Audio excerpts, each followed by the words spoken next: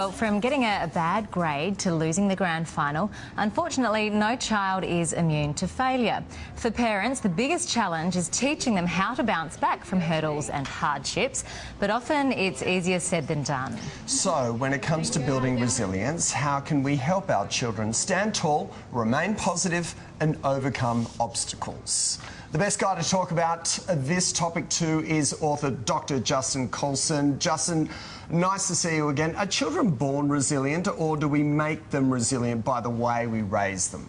It's a little bit of both. Children are born with some natural resilience. I mean, that's why they thrive. That's why they try and walk and talk, and that's how they stay alive when they're young. But over time, it seems like our society is almost built to tear their resilience down and to chip away at it and ultimately make it crumble. We see some really disappointing and frightening statistics that suggest that our children are becoming less and less resilient as they get older because of the pressures that they're feeling and because of the challenges that they're up against. What doesn't kill us doesn't always make us stronger, and so we need really effective tools to help our children to overcome that adversity and be resilient in spite of it.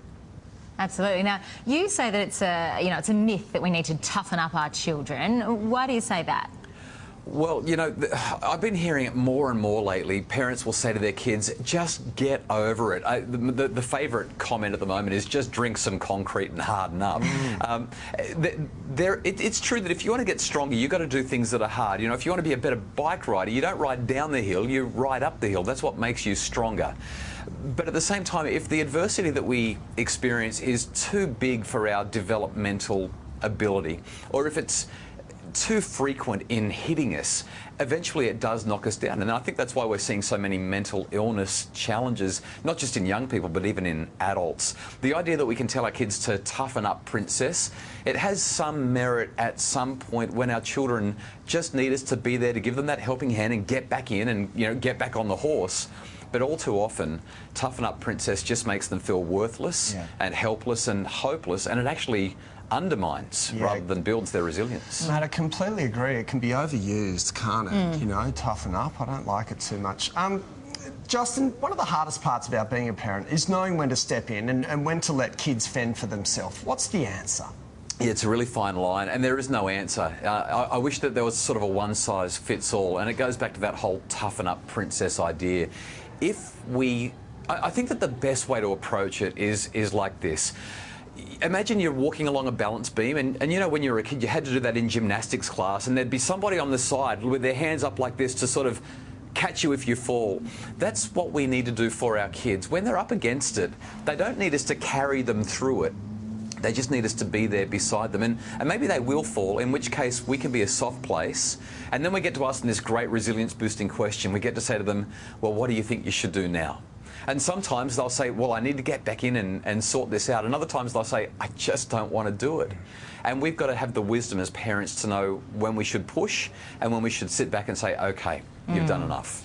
It's hard to know, isn't it? Now, praise is a really interesting one, isn't it? It can be a problem. I struggle with this. You know, my daughter draws so many drawings every day. Like, look at this rainbow, Mummy, look at this. I'm like, oh, it's beautiful, it's a lovely picture. And I sometimes wonder, am I overpraising her? What is the theory with praise? When I wrote the book, I started to uncover all of these myths about how we think we're boosting our kids' resilience and we're not.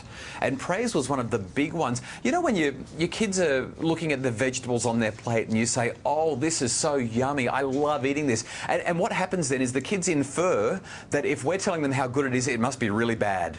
And praise, unfortunately, research shows, can work exactly the same way. If we say to someone, you're such a great drawer, you're such a great helper, you're such a great friend, you're such a great sharer, they actually infer, or you're so good at basketball, football, piano, violin, whatever it is, they actually infer low ability. In other words, if I was good at it, you wouldn't need to praise me.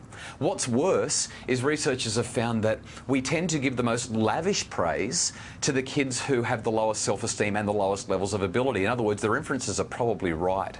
And lastly, when kids are praised, sure, they might feel good about it initially, but when they experience a subsequent setback, it actually makes them question everything they've been told about how good they actually are. Praise seems to be bad rather than good for resilience on the whole. Very interesting. Okay. Find a nice balance, mums and dads. Absolutely. Yeah. Come on, Justin. Thanks, mate.